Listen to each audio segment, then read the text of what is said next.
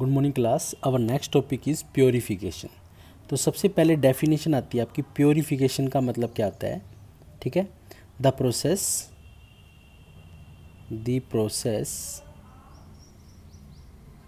Of reducing the impurities of an electrolyte। ठीक है, उसको हम क्या बोलते हैं, प्योरीफिकेशन।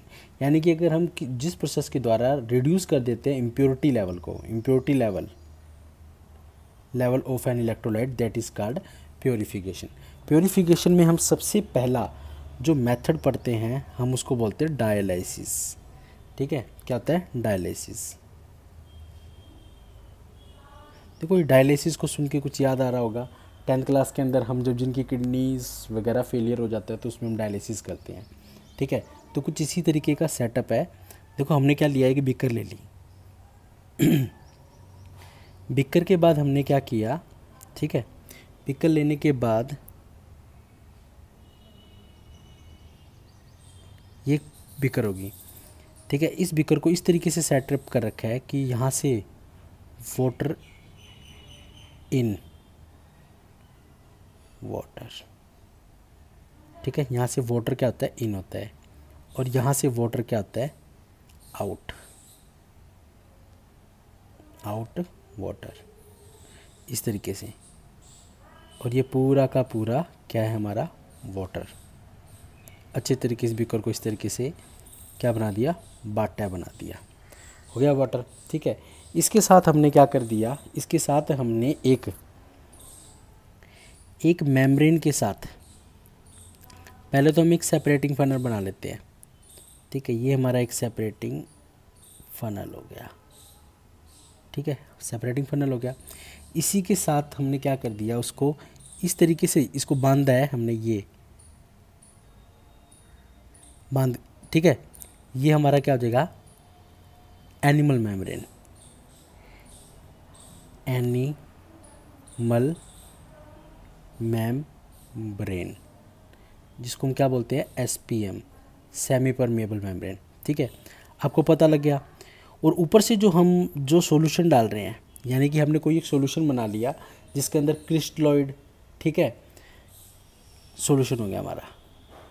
सॉल्यूशन के अंदर देखो आपको पता है कोई भी पर्टिकुलर सॉल्यूशन होगा उसमें सस्पेंशन भी हो सकता है, कोलाइड भी हो सकता है और कोलाइडल भी हो सकता है। ठीक है, कोलाइडल, और एक आपका क्या होता है, क्रिस्टलॉइड या ट्रू सॉल्यूशन। तो हमने उसके लिए क्या किया, देखो जो पर्टिकुलर सॉल्यूशन है बिल्कुल हमें चाहिए क्या, प्योरीफिकेशन कर रहे हैं हमें कोलाइडल की रेंज में लाने के लिए। तो ऊपर से जब हम फिल्टर करेंगे तो आपको पता ही है अपर पोर्शन के ऊपर तो क्या रह जाएगा हमारा, अपर पोर्शन के ऊपर जो हमारा रह जाएगा वो तो सस्पेंशन ही है, ऑब्वियस ही बात है क्योंकि उसका साइज़ बड़ा होता है। उसके बाद जो नीचे आ जाएगा इधर, ठीक है, यानी कि वो 2 रेंज में आएगा, 2 रेंज में, एक कोलाइडल होगा, ठीक है, और प्लस में क्या है, क्रिस्टलॉइड होएगा जिसको हम ट्रू सॉल्यूशन बोलेंगे। यानी कि कोलाइडल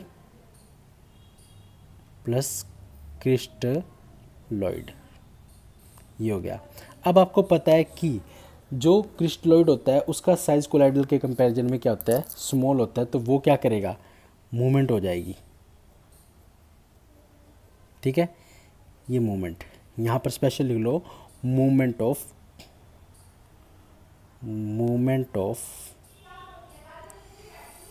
क्रिस्टलॉइड। ठीक है, मूवमेंट ऑफ क्रिस्टलॉइड हो जाएगा क्योंकि वाटर आएगा, जैसे जैसे आप क्या करो, वाटर आएगा, इसके अंदर जो स्मॉल पार्टिकल के क्या है, क्रिस्टलॉइड है, वो बाहर इसके थ्रू बाहर निकलते जाएंगे, तो जो लास्ट में बचेगा वो आपका क्या होगा, कोलाइडल रेंज हो जाएगा। ठीक है, तो अब बात आती है डायलिसिस। एक्चुअल में ये तो मैंने तुम्हें सारा प्रोसेस बता दिया, सेटअप। डेफिनेशन क्या होगी इसकी, डेफिनेशन के अंदर हम ये बोल दें कि द प्रोसेस ऑफ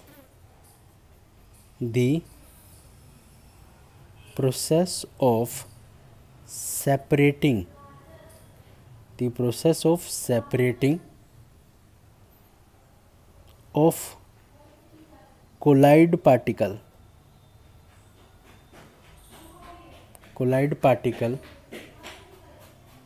ठीक है, फ्रॉम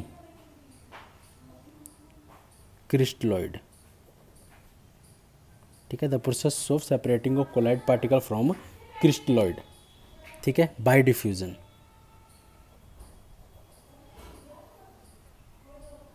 बाय डिफ्यूजन, ठीक है, बाय डिफ्यूजन, इसको हम क्या बोल देंगे, डायलिसिस।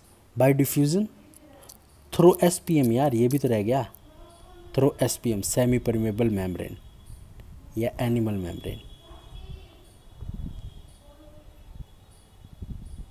ठीक है, the process of separating of colloidal particle from crystalloid bye diffusion through the semi permeable membrane, that is called the dialysis, right.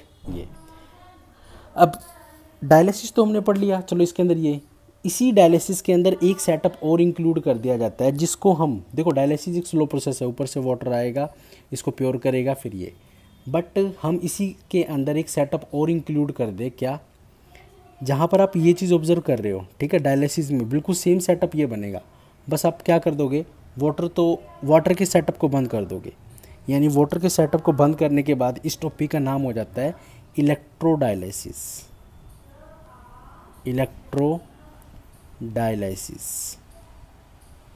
Electrodialysis क्या कर देता है, डायलिसिस के प्रोसेस को फास्ट कर देता है और वाटर का सेटअप बंद, यानी टोटल का टोटल वाटर सेटअप ख़त्म, ठीक है। सेम हम क्या कर देंगे अब इसके अंदर, यहाँ पर हम जनरेट कर देंगे इलेक्ट्रिक फील्ड, यानी इलेक्ट्रोलाइसिस करने तो हम रोड लगा देंगे,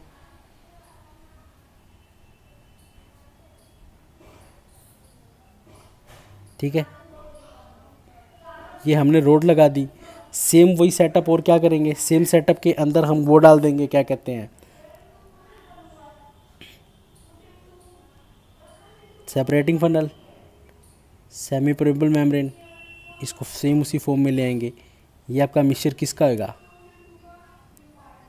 कोलॉइड प्लस क्रिस्टलॉइड, वाटर तो है इसमें, ठीक है, और सारी चीज़ क्या हो जाएगी,